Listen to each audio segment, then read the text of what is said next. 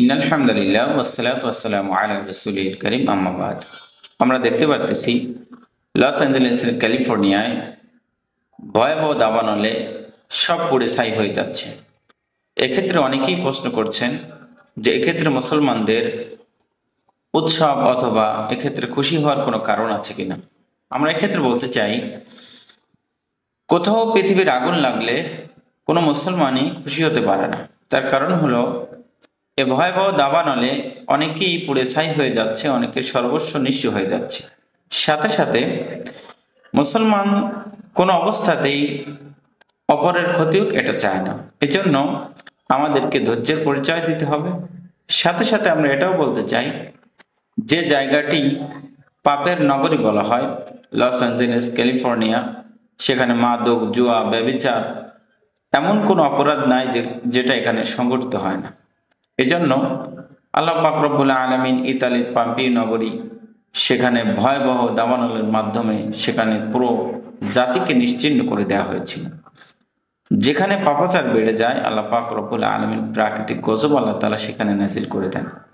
এজন্য কোনো ব্যক্তি যদি এগুলো দেখে যদি তার ঈমান আসে অথবা ঈমানের দিকে ফিরে আসে, তাহলে তার জন্য আল্লাহ পাক রব্বুল আলামিন উত্তম যাজা রেখেছেন। আর এত প্রাকৃতিক দুর্যোগ আল্লাহ পাক রব্বুল আলামিনের ভয়াবহ গজবের মাধ্যমেও যদি কারোর ঈমান না আসে, তাহলে তার জন্য দুর্ভোগ। এজন্য আমরা বলতে চাই যে আল্লাহ পাক রব্বুল আলামিন ক্যালিফোর্নিয়া নামক জায়গায় যে ভয়াবহ দাবানলের দ্বারা গোটা এলাকা তছনছ করে দিয়েছেন, এ থেকে আমাদের শিক্ষা নেওয়া উচিত।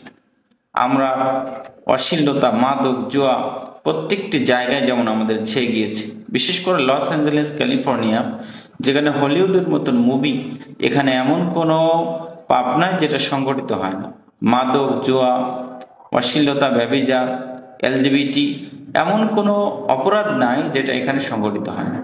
এজন্য আমরা মুসলমান তাদের হেদায়েতের জন্য দোয়া করব এবং তাদের জন্য আমরা দোয়া করবো যেন আল্লাহ তাআলা এই আযাব থেকে আমাদেরকেও রক্ষা করেন। এবং পাপ থেকে যখনই আমরা বাঁচব এবং মানুষদেরকে এই পাপ থেকে আমরা বাঁচানোর চেষ্টা করব, হয়তোবা আল্লাহ তাআলা আমাদেরকে বিভিন্ন প্রকার আযাব থেকে রক্ষা করবেন। ইতালির পাম্পি নগরী আল্লাহ তাআলা শেষ করে দিয়েছিলেন, কারণ সেখানেও এই অবিচার, জুলুম, অত্যাচার, মাদক, জুয়া, অশ্লীলতা, ব্যভিচারের কারণে গোটা নগরী ছেয়ে গিয়েছিল। এজন্য আমরা মুসলমান, আমরা কারোর ক্ষতি হোক এটা আমরা কখনোই চাই না। পাশাপাশি আমরা এটাও চাই না যে কোনো মুসলমান কান্ট্রি যেমন সিরিয়া, এরপরে আফগানিস্তান, এরপরে আমাদের ফিলিস্তিন, এই সমস্ত জায়গায় কোনো মুসলমান নিরীহ মানুষ মারা যাক, এটাও আমরা চাই না। এজন্য আমরা একদিকে যেমন গাজা পড়ছে, অন্যদিকে ক্যালিফোর্নিয়া পড়ছে।